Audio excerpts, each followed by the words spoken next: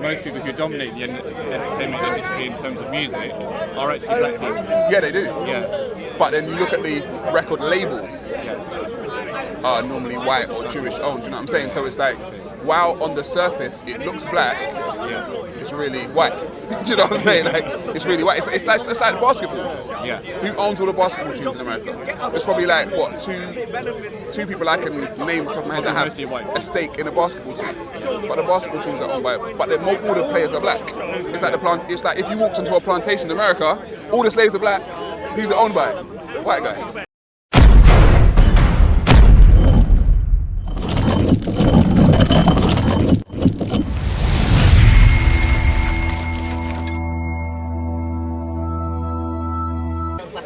But do you not think that there is like kind of like an anti-white bias within like far-left institutions? So for example, with the do you know with the stand-up to racism protests? Say again? Do you know all the stand-up to racism protests that happen like every year? Yeah. I think they're going to organise one in like September and October. So, like a lot of them are organised by like far-left Marxists like Raymond Bennett, and I think one guy who did promote Sharia law, Assad Ali or something. I don't know his full name.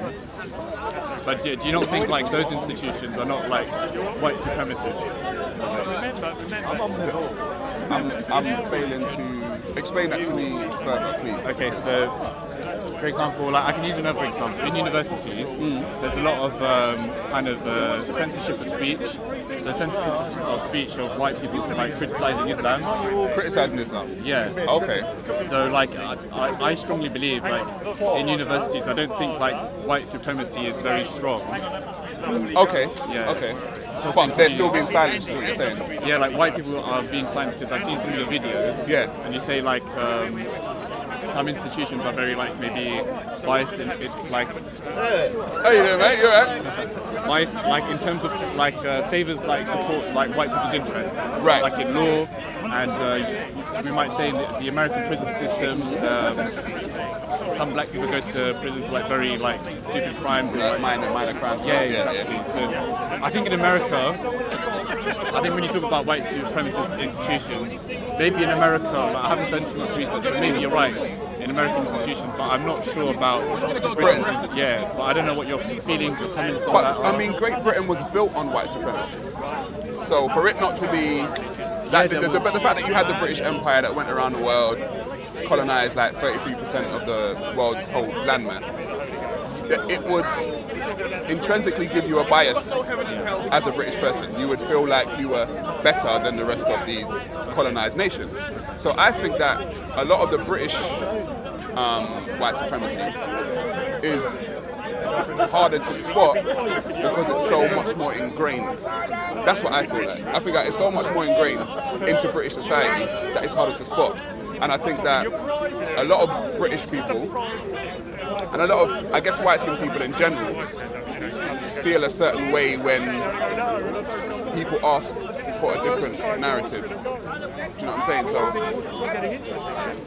if you've been used to a certain way for a very, very long time, somebody asking for a different narrative to that may seem like, to somebody who's been, used to this way, it may seem like a real big thing. So it's like, what do you mean?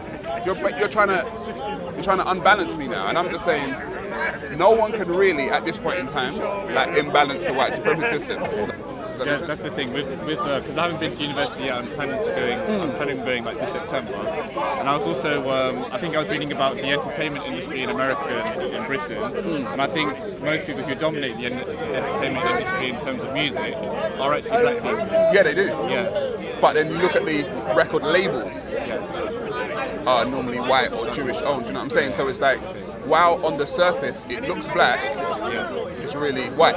Do you know what I'm saying? Like, it's really white. It's like basketball. Yeah. Who owns all the basketball teams in America? There's probably like what two people I can name off the top of my head that Mostly have white. a stake in a basketball team.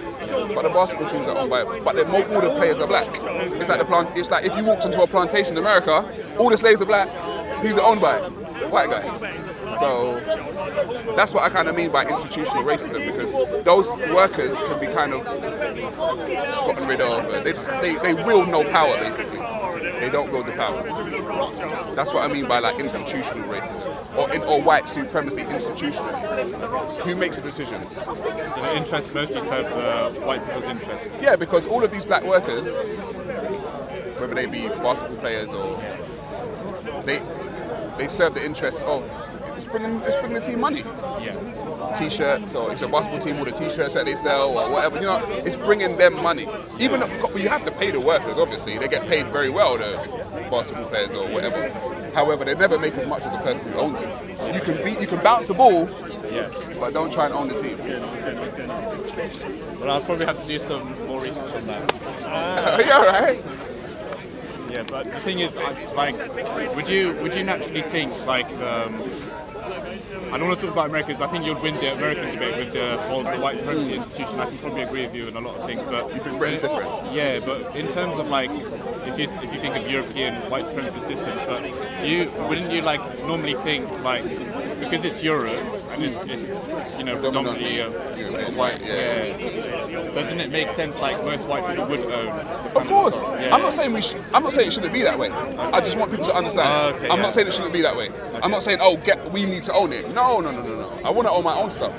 You know, I don't want to go into somebody else's place and own their shit, because that's what got done to us. I don't want to do the same shit. Do you know what I mean? So I'm saying, if most people that own it are white, you're going to get a certain narrative. You're going to get a certain way of it being. That's what I'm saying.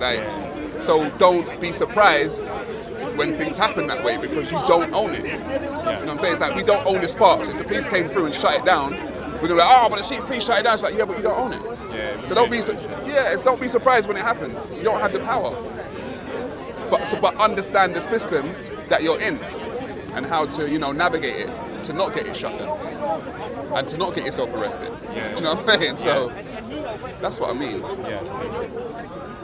Yes, I want to know your comments on this. So, do you know that American corporations or European corporations exploiting Africa, do you think that's done through white supremacy or their own greed of wanting resources for themselves? Well, initially, when Europeans went to Africa, they went for, if you want to go back to the Greek time, they went for education. And then on modern times, they've gone for either resources or the people, right?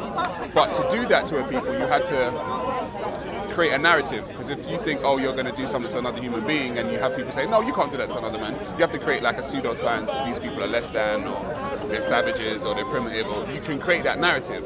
So the taking on the resources for me started with, could not have been done. One, if you're not better weaponry, I guess, to conquer the place. And two, if you are not able to keep up a narrative or a reason as to why you're going to do this, because these people they're savages, they're primitive kind of thing. So I guess, I think white supremacy was a reason for the resources.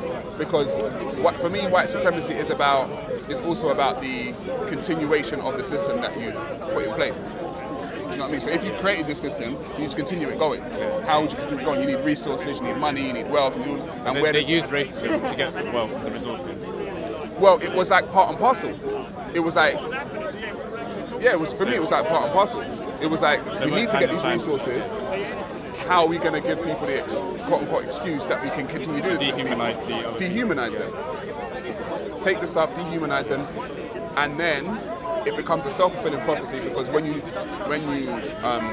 disenfranchise people for so long, they start to act a certain way. So people like, look at Africa. It's like, well, you can't disenfranchise people for this long and not expect some kind of crazy shit to go down because people are poor, they need to eat, all this kind of stuff. So so it becomes like a self-fulfilling prophecy. So people can look at Africa today and be like, look at the African, they can't do that, they can't do that. Yeah, well, that was created. You know what I'm saying? Yeah. I think mostly because Europeans did like a lot of resources, so when they went to Africa they were like, there's a lot of resources here, and then they did like create this narrative. But I don't think I don't know what your belief or your opinion on this. I don't believe white people are inherently racist. I don't know if you think this. But before that, the colonization of Africa, Europeans were killing each other. There was different kingdoms. Like Germany was I think there was wars all the time in like mainland Germany, mainland Europe. Xenophobia has always existed. Let's just say that amongst all people. Okay. So it could be the French versus the French clans or the Celts versus the whoever, right? So there's always been like xenophobia towards from clan to clan. I'm good, bro. I'm good. Thank you. From clan to clan, right? Okay. But in the society that we currently live in, I feel like if you don't have any kind of racial bias anywhere for any race, if you deny you've got racial bias, you're probably lying. Because I don't think you can be raised in society without racial bias. Because it's peddled to you. Racial bias is peddled to us. There's been so many different like studies done when they could just like flash an image of a certain person and say what category does this person fit into, and they can say, I don't know, criminal, lawyer, da da da, blah, blah, blah. And we can see the subconscious racial biases that we have towards certain people.